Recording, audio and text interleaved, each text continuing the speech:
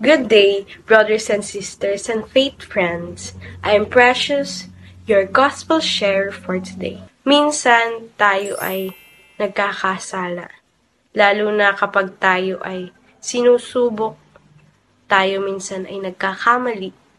Pero sa mga panahon na ikaw ay nagagapi ng kasamaan, tayo ay tinawag.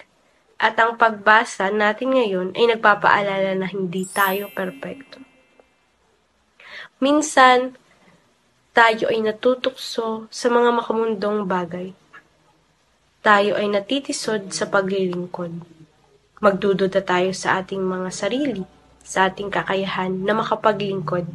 Pero lagi nating tandaan, ikaw ay tinawag. Ikaw ang pinili sa bilyong tao ngayon. Bilang ikaw ay tinawag, dapat din nating iparamdam sa iba kung ano nga ba ang maglingkod. Hindi dapat tayong manghusga sa mga ginagawa nila. Pero ang sabi nga ni Jesus, ang mga walang sakit ay hindi nangangailangan ng panggagamot, kundi ang mga may sakit. Kaya patuloy nating ipalaganap ang mga salita ng Panginoon, sapagkat ang mga salita niya ay hindi lamang nakakapagpayaman ng katawan at ng kaluluwa, kundi nakakapagpayaman rin ito ng ating pag-iisip.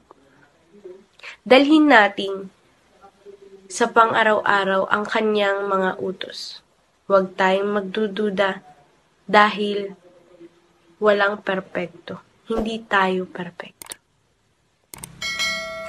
Thank you for listening, and please subscribe. Stay safe, everyone, and God bless us all, and may our faith never be weakened.